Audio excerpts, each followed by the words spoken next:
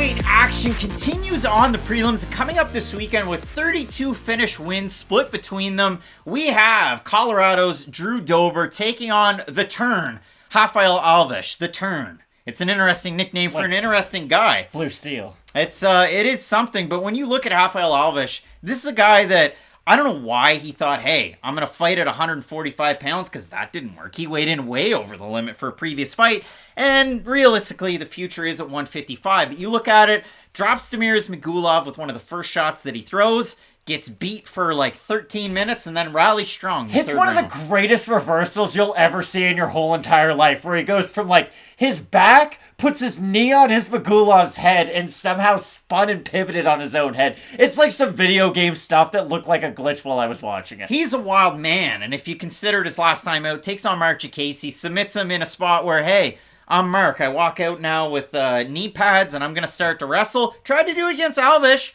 Caught in a submission. So for Alves, you know him for his wild, fun striking style. He's a guy that'll do backflips and spins before the fight, which Paul Felder, I'm sure, cringes and hates. I'm here for it. I mean, expended energy notwithstanding. The guy's 31. The window is now, and he's 20-10. And early on in his career, he used to be a guy that, if you look at his record, Matt likes to bring it up, and it's the topic du jour. Nikita Krylov. He submits a lot of guys. He gets submitted a lot. Rafael Alves, of his losses, are primarily by submission, but he was the most 50-50 grappler when it came to it. So if you like a guy like, and I hate to make a Brazilian comparison in some of the lower weight classes, but Joe Anderson Brito, I'm going for it, or I'm not.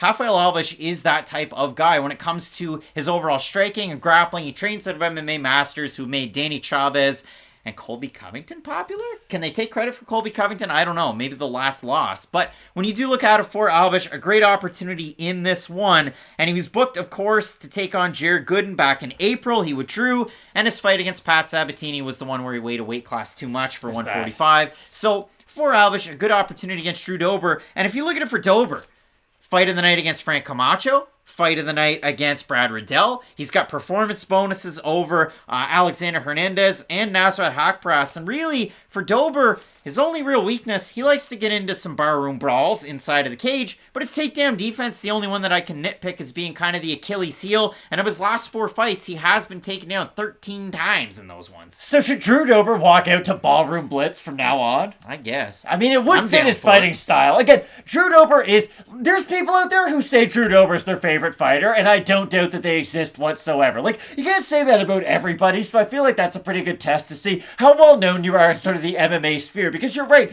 Dober is known for having a lot of fight of the nights, and the thing is, when you have fight of the nights, they're great, they help line your checkbook, but they also take a little bit away from you every single time that we see you in the cage. And it's just the unfortunate reality of this sport, of combat sports, let's be honest. Like, and it sounds very dramatic, but it is the truth. You do leave a part of yourself in there. Think about Gustafsson last weekend. He was one of the all-time greats in his prime, and now you kind of see him reduced to what he is nowadays. It's no shame, but MMA is not a sport where you can go from being an MVP caliber player to then just sort of being a bench player and contributing, but in your own kind of way. Like, the sport's still the same. It's still one-on-one, and you're going to take real damage no matter what stage of your career that you're at. And we brought this up in a few fighters lately. I know Shane Burgos, we talked about that a lot leading up to his fight with Ihor Jourdain. It was, hey, he's a really good fighter. We like the techniques, but how much have these fights taken from him? And good for Shane Burgos. He looked pretty good his last time out in what was a really close fight between him and Charles Jourdain. But I have to ask myself the exact same question when I break down a Drew Dober fight. He didn't look great in his last 2 losses, again, against 2 of the better fighters in the division. But his last time out against Terrence McKinney was an insane fight for as long as it lasted. He gets blasted by some big shots in the feet, gets hurt very badly, but to his credit, he was able to use that fight of the night experience that we all know he has, and he was able to rally back and really put it on McKinney by the end of that fight. Like, that was just a masterclass of what, like, will means in MMA, because Drew Dober did not want to lose that fight, and it was a wild exchange to see him get the dub. But that's the thing I have to ask myself. Okay, Drew Dober, we know he has power from the first minute of the fight to the last minute of the fight. He's a steady fighter who will be able to eat a shot and give a shot. Do you think this fight's almost like the tides in Fundy, where at the start of the fight, Alves will be the stronger guy. The tides are going to be very high.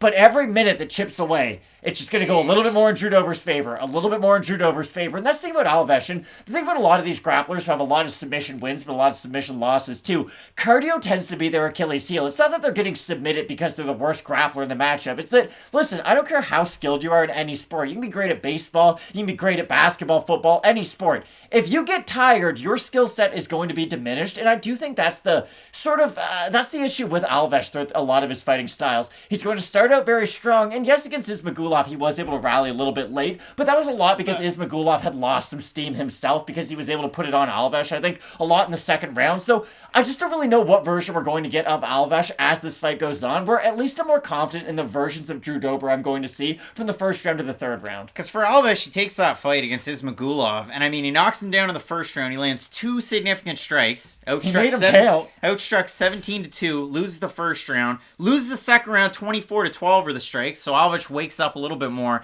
And then in the third round, Alves outstrikes Ismagulov. He had him in some compromising positions. Well, for significant strikes, Ismagulov outstruck him. But, I mean, yeah, he landed 3 more strikes. But the point of it is, Alves won the third round of that fight. So 29-28 Ismagulov, Alves rallies. The point of the story is, Alves looked kind of lost at the start. After he dropped him, he kind of had to find his way back into the fight. And I've seen Alves fights where his first round's really good, his second round's good, and then he finishes the guy, and we don't have to worry about the third round. But that is my big question with Rafael Alves, is how good's the cardio? Because I know how good Drew Dober's is, and I look at the odds in this fight. Minus 300 is where Dober opened. Minus 223, minus 225 is where they're at right now. For Brazil's The Turn. Or do we call him the Fade? I mean, he is the underdog. Blue Steel's the new name. Open plus 250. He's now at a plus 180. We have a look at the Topology vote. Surprise to us there to you. I'm going to say over under 72.5% on Drew Dober. I think it'll be in the 60s for Dober. All right. Ooh, it's 1,154 total votes. You looked at these before. No, I didn't. 79% Drew Dober, 47% by decision, 42% by knockout for the 21% that have Alves, 55% by submission, Matt. Alves likes to rush in. Drew Dober's a tricky southpaw with a lot of power. We've seen wrestlers try and rush in against him. I mean, Alexandre Hernandez one of them. So I do, take that into consideration in this fight. But let's pick here. This is the area of the game that I think Alves could take advantage of that McKinney wasn't. After McKinney hurt Drew Dober, he went to wrestling. Wrestling Drew Dober is not the best idea because he can counter some of that wrestling and it gives him a chance to clear the cobwebs. Alves won't wrestle with Drew Dober. He's going to go for a submission if he gets him hurt. So I do think there's a world where he's able to hurt Drew Dober with a big shot like he did Mark Chikasi, run across the cage, and very similar to how he was able to finish Chikasi, hurt him with a shot, guillotine him. I can see a very similar sequence happening in this fight with Dober because Dober will sometimes shoot right after he gets hurt by a shot, and I could see that opening up an avenue for Alves to finish by submission, but I do think the steadiness of Drew Dober is something that you cannot discount in this matchup. He knows how to get through a tough fight, and that's something that really, unless you've been through those fight of the year quality fights, you're never really going to have that type of experience. So ever so slightly, I'm going to favor Drew Dober, but I'm surprised to see he's over a 2-1 favorite in this matchup because I feel like the people who know how dangerous Alves is. And for that reason, I have the Brazilian in this fight. Again, for me, it's Drew Dober. The takedowns, you consider the fighters. Islam Makhachev's taking you down. It's hard to get back up. But you look at it, Brad Riddell mixing in the wrestling and finding success in that area. It was a fight of the night at UFC 263. Fravlich, though, lights out when he gets it to the mat. And when it comes to his jiu-jitsu, it's really hard to get out from under him. So if it does wear on, yes, I see Drew Dober winning this one. If Alves makes a big action to close distance, I think he's going to get countered by Drew Dober. And he could get put out in those exchanges.